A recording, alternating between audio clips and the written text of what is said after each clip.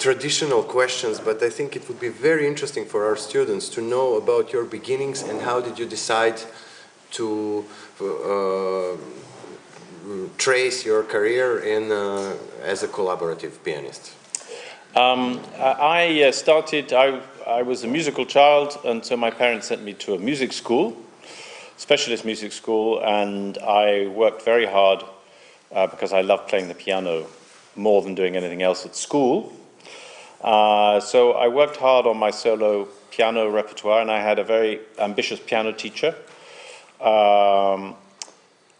But when I went to the Royal College of Music when I was 18, so I did that very intensely, the solo repertoire, from about the age of 12 till 18.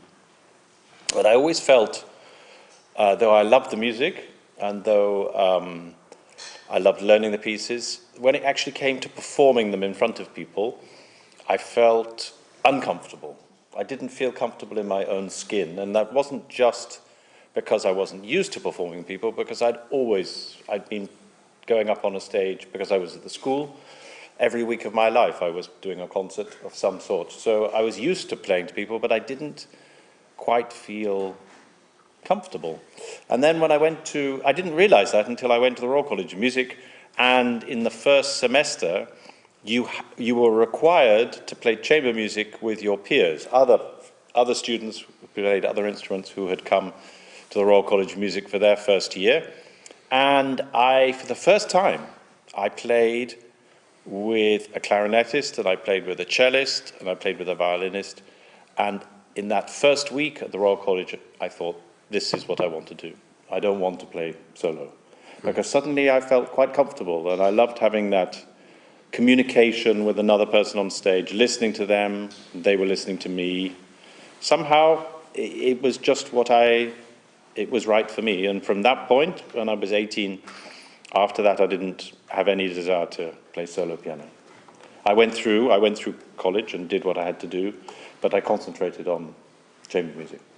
It's a very sincere answer and very deep, actually, because as you know, most of young pianists want to have solo piano career, and many of them doesn't give much attention actually to chamber music or to co-repetition of singers. And I think they should, because I think the piano repertoire is one of the greatest repertoires, but it's rivaled, for instance, by the song repertoire, the Lieder and French song repertoire. You have some of the greatest music that Schubert wrote, some of the greatest music that Schumann wrote, greatest music that Brahms wrote, the greatest music that Fauré wrote, the greatest music that Debussy wrote, the greatest music that Ravel wrote. It goes on, the long list, because often these great composers, if they were really loved song, they wrote some of their most intimate and profound music for voice and piano. So if you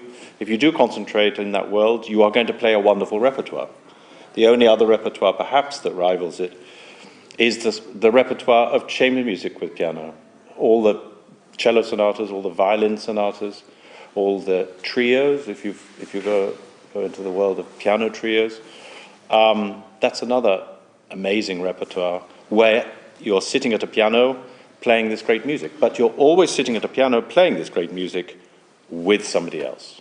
And that's what I loved about it, whether it's with a singer, or whether it's with a violinist, or whether it's as part of a piano trio. It's the chamber music part. It's a bit like the difference between being a solo violinist and then deciding you want to be a violinist in a quartet. It's a different thing. Instead of going out there as the soloist, you're going out there and making music with some other people who become very close to you, and you're making.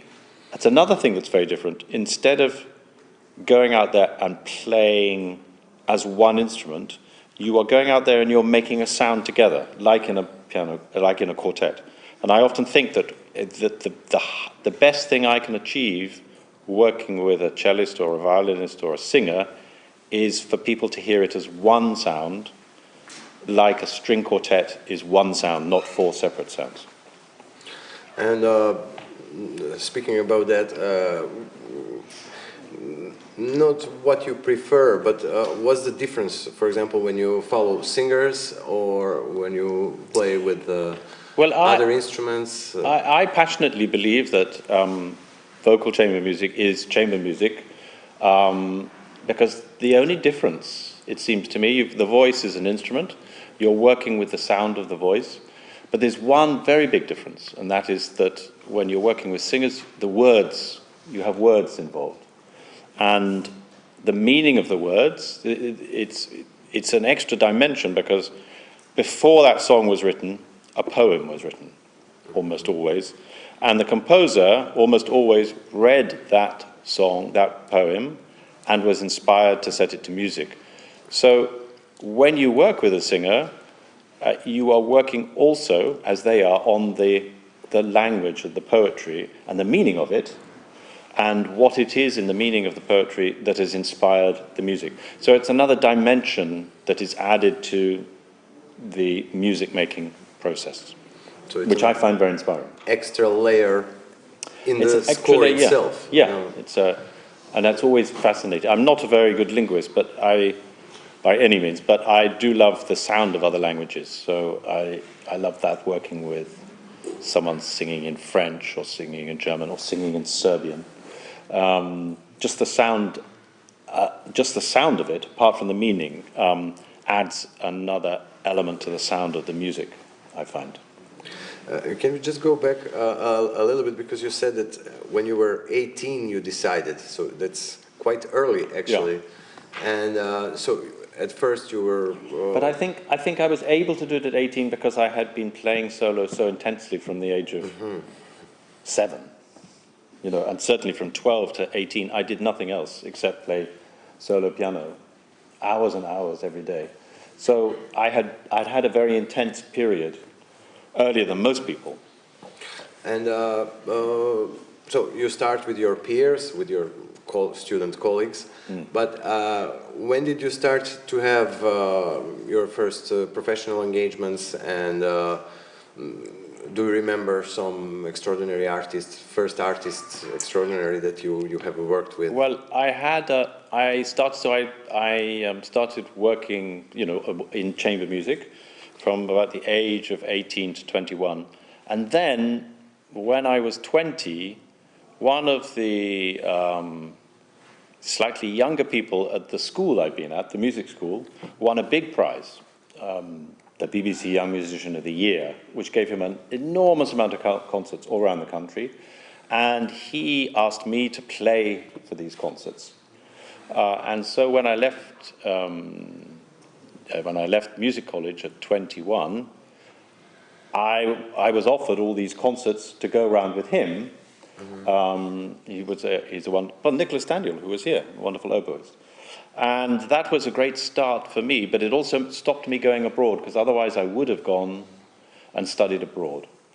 I could have gone and studied abroad, but instead I decided, sometimes I regret it, but instead I decided I would do all these concerts. And when I was doing the concerts all around the country for the next 3 years or so, I learned an incredible amount about just what it is to do concerts and what's involved with concerts. Much more than I think I could have learned any other way. So I had a lucky break, but it meant I was playing professionally from the age of 21. And I didn't really have any further study, which at one point caught up with me, but that's how I started. And can you tell us, it would be also, I think, very interesting, so the repertoire that you prefer? Well, when I was at... If it's possible to answer this question with your such a broad repertoire that you have. Well, as I said, at 18 I decided I just wanted to do chamber music, so I stopped learning any solo works that I didn't have to learn for my exams, and I started learning the chamber music repertoire, which is enormous. And I concentrated on that with my colleagues until I was about 25 or 24, 25, just doing that. And then, I don't know how it happened, I went to a song recital.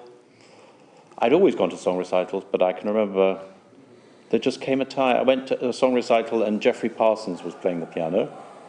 And I can't remember which famous singer it was, but I can remember looking at Geoffrey Parsons and thinking that it must be wonderful to do that, to play a piano at that high level, because he played at a very high level, and have this wonderful music with the words. And so I started getting interested in songs, and I with Nicholas Daniel, we formed a little trio to go around the music clubs in Britain, which was him, me, and always a singer or an actor, and we had a theme of animals, and we made a fun program. But it introduced me for the first time to singers, and since then I have been more or less obsessed with the song repertoire, which is a long time now. Yeah, because of the words, because of that extra element.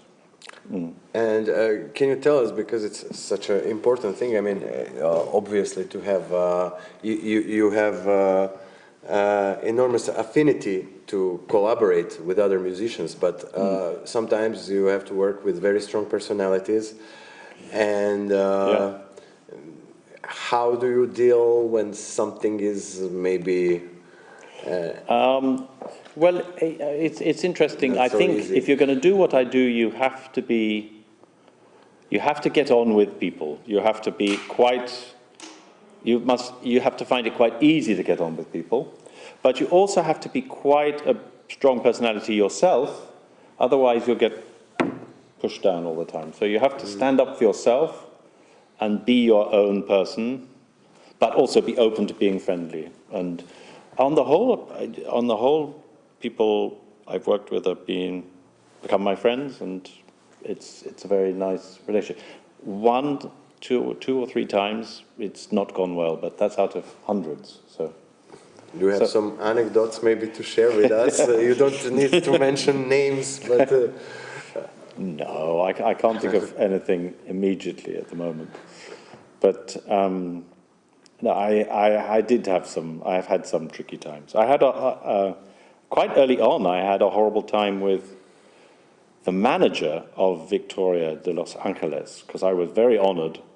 I was asked to do one of her very last concerts, and it was in Aldborough at the Aldborough Festival, and I was traveling to the rehearsal the day before, and Aldborough is about 2 hours out of London, and there was really terrible traffic.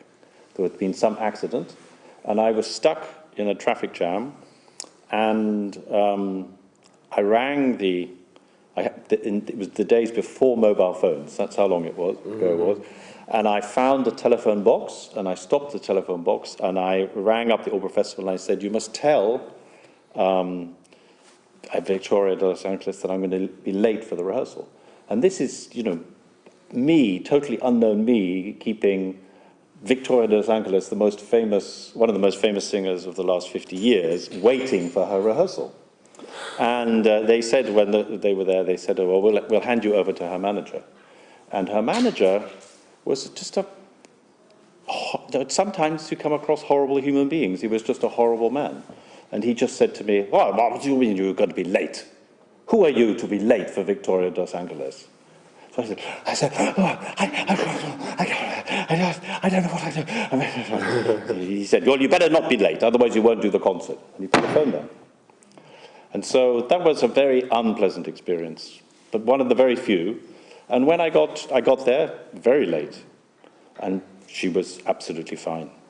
But he was he was a bully, I suppose, and he bullied me. So sometimes you can be in that position.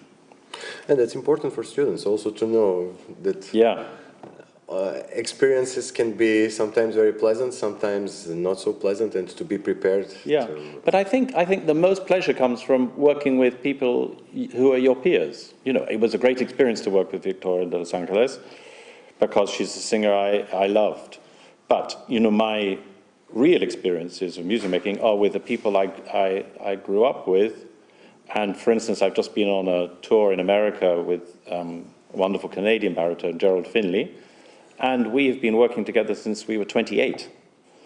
And we're still working together now. So we're very close friends, and we're very close musical friends.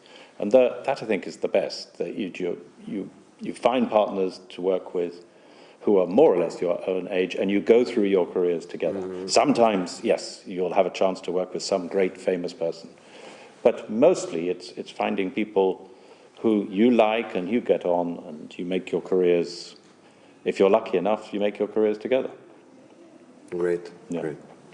I would like to ask you, and to give my thanks, especially to Marina and to Fond Laza Kostić, that bring you here to Novi Sad, and you made a wonderful recording and a concert today, and because of all this organization, you're here now with us. Can you tell something about your connection with the Laza Kostić Fond, and through it with some Serbian composers that you made?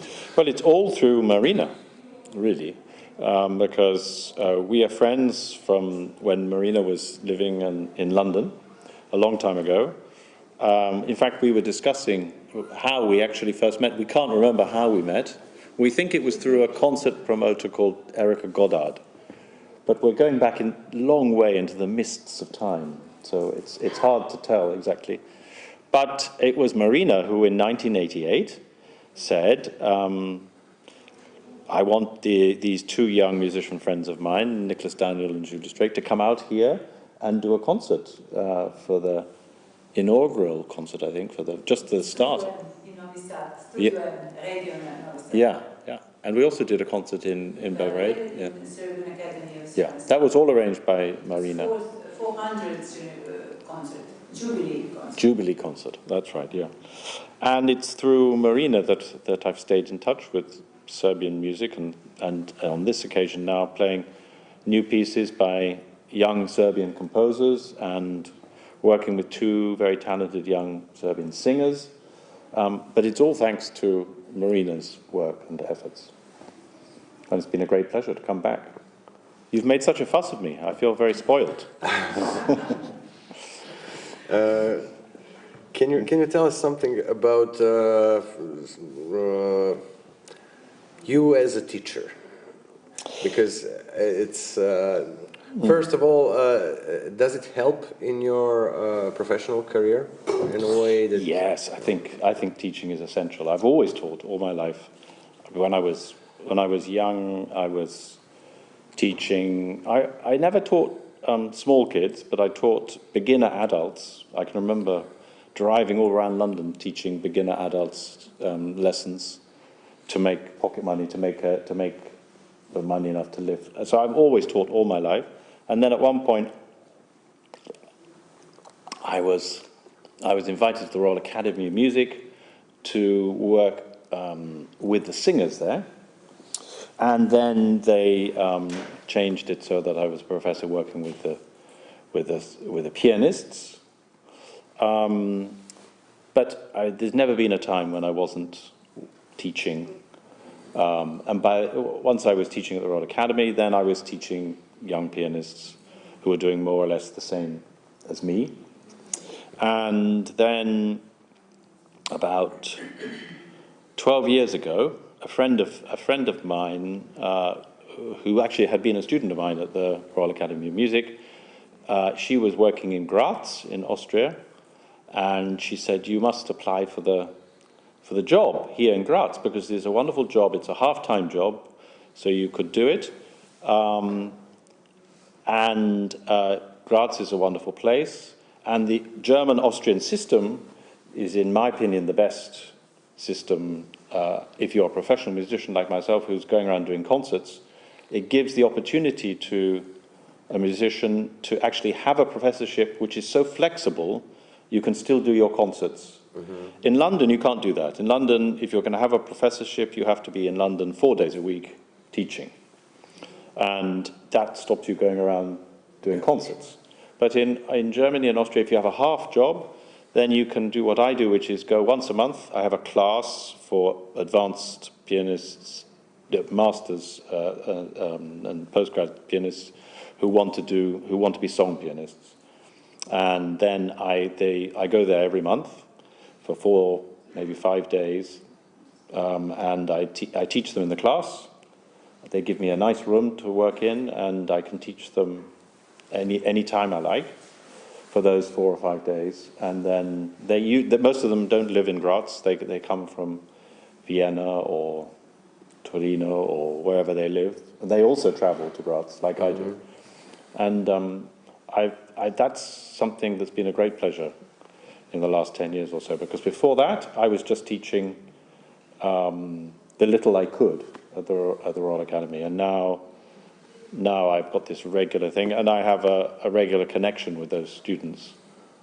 And but I think I don't know if you find the same. I'm sure you do, but I find teaching is also the best lesson for myself. And when I am telling students what to do, I often say to myself, why don't I do that? You know, I look at them and I say, you're so clear what you have to do this. And then I think, well, that's what I should be doing. I'm not doing it. For instance, you've got to listen to every note that you play. And I am so aware that I don't do that. I'm saying to them, aren't you listening to what you're doing? And then I think, I'm not listening to what I'm doing either. Because piano playing is very difficult, or at least most of us find it very difficult. And it's a constantly demanding of you.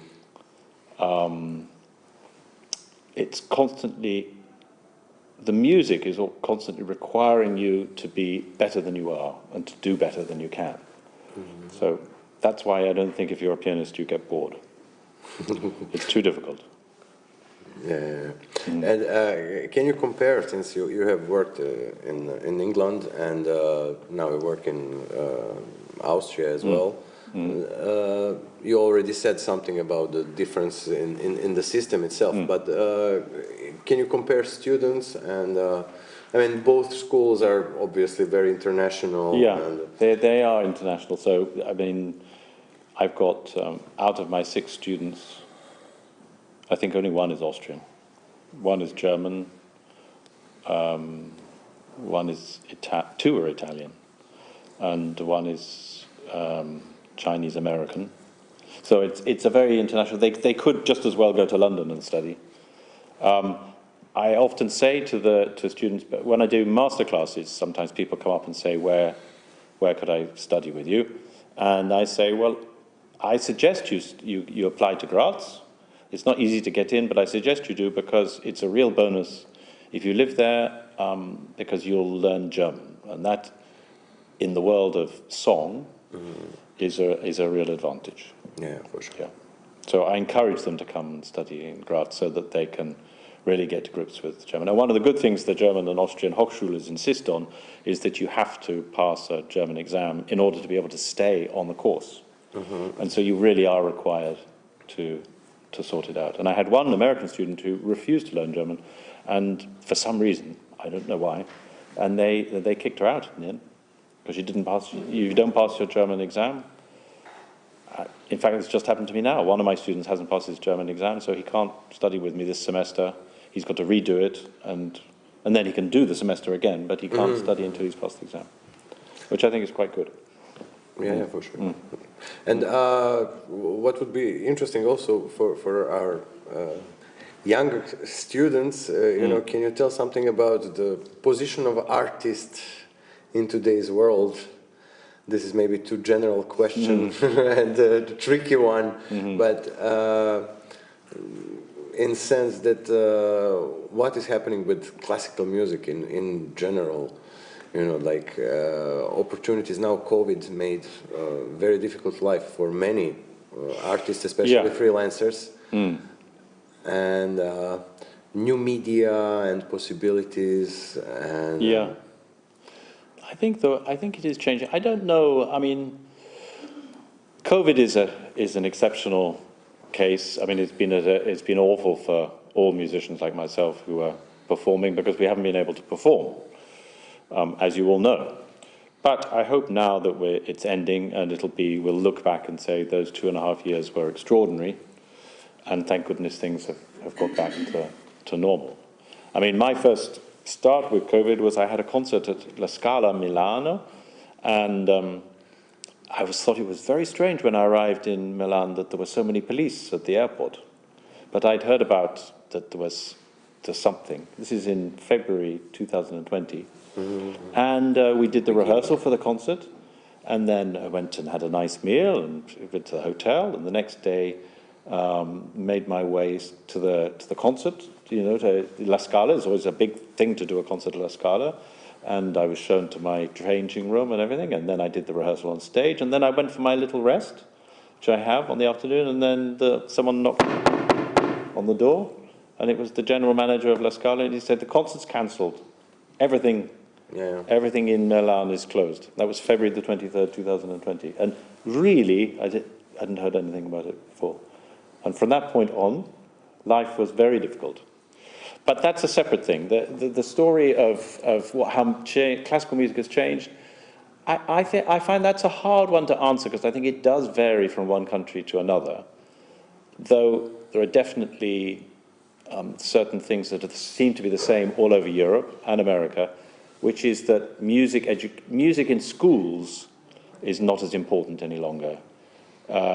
Children are not singing in class as much. They're not required to do music lessons. They're not given free music lessons in Britain anymore.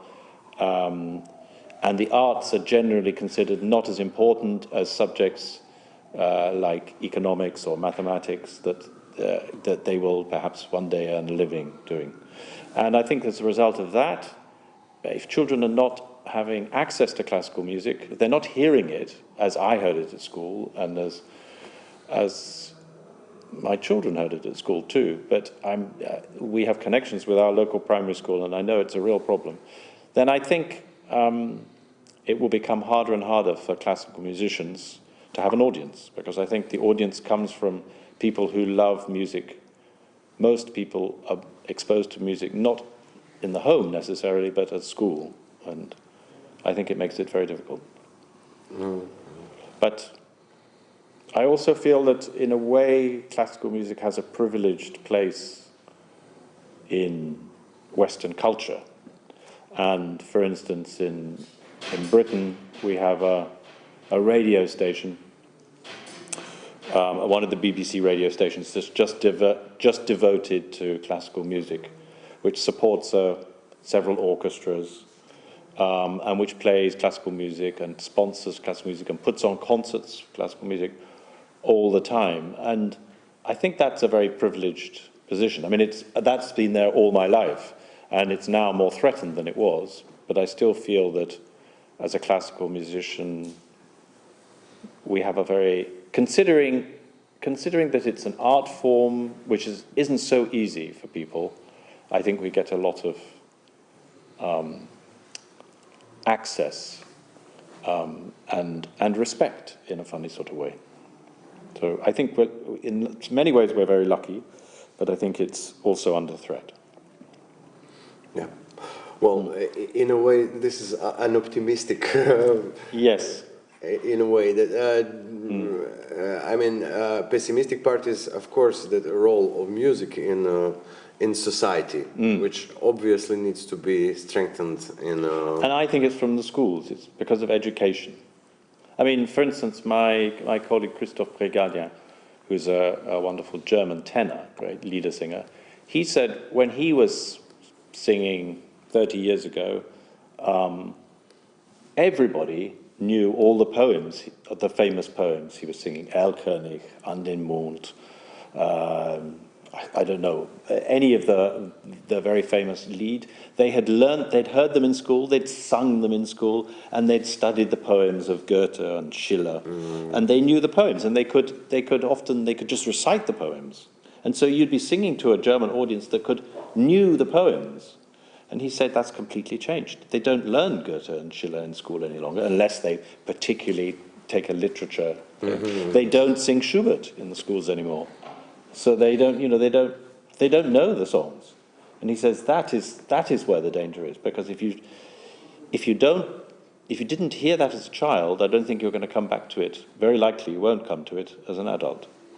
Yeah, obviously, if you have an audience who have some ideas about what they will hear, the level of communication between artist and the audience is much higher, and expectations as well. But Yes. The pleasure is that if you yes, touch it's something the audience. that it's been in their lives, all their lives, I think, and school is vital for that. And for the last question, just considering from pianistic perspective, obviously many here are pianists, and mostly students are pianists and singers. And I have a privilege now as a pianist to ask you basically for opportunities for job for pianists. Obviously, it's very difficult to have a solo career. It's very difficult to find a teaching post, especially in university. You have to have some extraordinary things done, winning of some important competitions, making CDs and everything, so you have to basically have some kind of career. But what are other possibilities? I mean, if you... You know, I don't think that's an easy question to answer, because I think if you choose the life of a musician, you're not really choosing... this maybe not be the answer that I should give or you want to hear, but in a way, if you choose the life of a musician, you're not choosing a life where there is a job. There isn't a job. Nobody needs another pianist. Nobody needs another singer. Unfortunately, they do need another doctor, and they do need another nurse. And that is a job. What we do is something in the arts. Nobody needs another painter, and nobody needs another ballet dancer. So it's the same thing. If you choose something in the world of the arts, then you're going to have to find your own way and find a place for yourself in it. And there isn't a route. You know, if you qualify as a doctor, then you go all the way through the route, and then you are then in the system. If you qualify as a lawyer, you're then in the system. But if you qualify as a musician, it's a bit like there's a circle of that, and you have to fight your way into the circle. And the way you fight your way into the circle is just, I think, just wanting it a lot, getting better, and finding a way of earning a living while you do that. And that way might be, for instance, private teaching, or it might be working in the local concert hall and as an usher, or it might be anything that you do in order to pay the bills, but you're pursuing the life of a musician, trying to make your way, and of course it's very precarious. But the privilege is that you work the job that you actually love the most. So this yes, is the it privilege. is. I suppose what we would say is that there's one thing is a job, and the other thing is a vocation. And that means if you can make it work as a musician and you love it, then at least your reward is never going to be a lot of money, unless you're Placido Domingo or Daniel Barenboim, it's never going to be a lot of money, but your reward is you spend your life trying to get better at something that you love. And I think any sensible parent would say to their child, don't do that. Go and qualify as a lawyer or a doctor. But I'm very grateful that my father was a lawyer, and he never told me to go and qualify as a lawyer. So I'm very grateful that he didn't. To have the courage to do that, because I have a feeling he had no idea how precarious a life of a musician was, and that's why he didn't. I think it's a wonderful path, the path of a musician, but I also think it's very hard. Yeah. Well, thank you so much. In the next few minutes, we can have questions from the audience if somebody wants to. They have to be in English, I'm afraid. No? Hello. My name is Laza Kostić. I'm here professor of klavir and piano here at the Academy. Yes. There are many of my former students here, as I can see. I would like to just take back to one of your first sentences that you said today. You have decided to be a chamber musician. Yes. Here we have like a debate whether the German lead is a chamber music or not. Yeah. There are many of us who play with singers and other instruments. We believe that any form of people who are playing together is chamber music. Yes. And for me, example, German lead was a revelation when I have discovered it. Yeah. I was not... Me too. Yes, it is just another world. Yeah. And I think I heard that you said it's most intimate form of chamber music, which I have felt the same. Yes. Absolutely the same. Yeah. Like the whispering. Yeah. Almost like you're hearing somebody mind inside of his head. Yes. Would you like to explain why do you think it's chamber music? Whether it's just a song, which I don't. But I think I will explain. What I think is, though, you have to approach it. Everybody has to approach it from the point of view of chamber music. So that means your singer has got to think it's chamber music too. And if your singer thinks that actually it's all just them singing and you're in the background accompanying, then it's going to be very hard. So you have to find singers who want to make a partnership with you, and they also recognize that even if the Schubert song has got a very, for instance, simple piano part, simple in inverted commas because it's not hard to actually play it, but it's still, if they recognize that that actually is a vital part of how the song is going to work and be successful, then you can make chamber music. You can't make chamber music with a singer who just thinks it's all about them. It's not. I mean, it's not like singing arias. Yes, it's chamber music. So it takes two. It takes two to feel like that. And some of the not so nice experiences I've had has been with singers who weren't interested in chamber music. But the important thing is you find singers who are. And I think the new generation, younger singers, are much more open to that idea. I think it's old-fashioned now to think of a song recital as being a solo performance with somebody in the background. And that's, I mean, for instance, an example of that is that now, when I started all those years ago, the piano lid was up just a tiny little bit. And then sometimes we had it on half stick. But now, it's on full stick. Most of the concerts I do, the piano is on full stick. Because you have to, if you play the piano well, you can control how much noise the piano makes. Whether it's, I can drown a singer without any trouble at all with the piano lid down and a carpet on top of the piano. But I don't with the lid up either, because I control the piano. So that's an example, and the piano sounds much better when the lid is up. And another example is that most of the time now when I do a concert, which never happened before, I get the same size billing on the program. It says the singer's name and it says my name in the same size print. All my life it wasn't like that, and certainly for the whole generation before. And I looked at a program from Carnegie Hall, one of the last programs that Fischer Dieskau gave at Carnegie Hall at the end of his career in about 1970, and Jörg Demus was playing the piano. Jörg Demus is one of the best pianists, I mean, an amazing pianist, I think.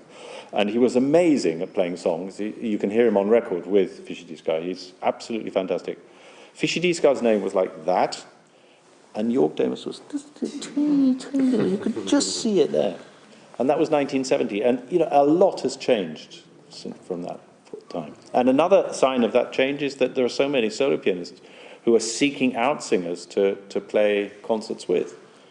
Leif Ove Andenes, Mitsuko Ishida, all these soloists are taking our jobs away from us because they all want to play songs too, because the repertoire is so wonderful.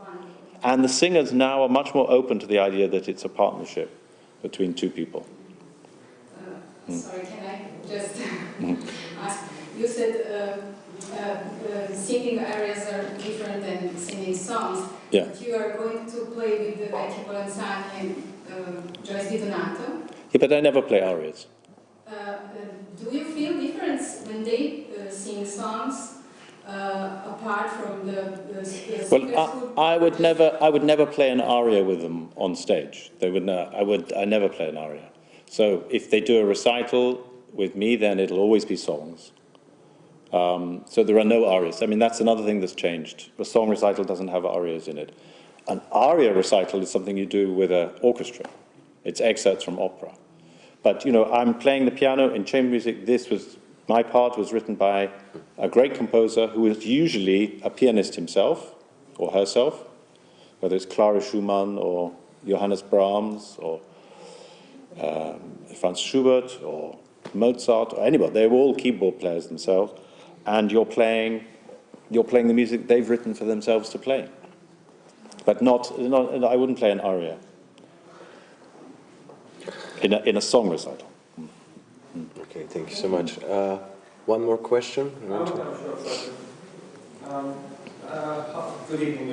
Evening. I'm Alexander Jumalic. I'm a piano professor here, and I'm a fellow alumni at RCM as well. Mm-hmm. I have one short question, something that is very close to me. And since you are in London, and the person I'm interested in most, the pianist Nicola Metner, he also lived in London. So have you come across his songs? And because he wrote many of them because his wife was a singer. So do you have any input? Because it's very interesting, as you said, that's really not something that you could play without a lot of skill. So have you ever come across with these songs? Yeah, of course I know who Nicholas Metner is, and I know he lived in Finchley Road, which is about a mile from where I live. Yeah, Golders Green, yeah. But I don't know his songs very well, and I don't know his piano music very well. In fact, we were talking about this before. And it's something, I would say that one of the wonderful things about working in song is that you never, ever learn all the repertoire. I mean, I've probably played 300 Schubert songs, but that's only half of them. And it's the same with Metner. He's a composer that I have yet to really properly discover. But I have colleagues and friends who are passionate about his music. But for me, at the moment, it's still something new. It'll be somebody I will explore and discover in the next few years. I think it's worthwhile. Yeah, thank you. Thank you for the recommendation. Yeah.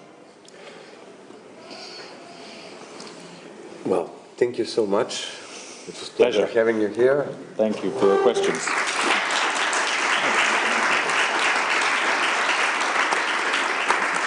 Very good questions.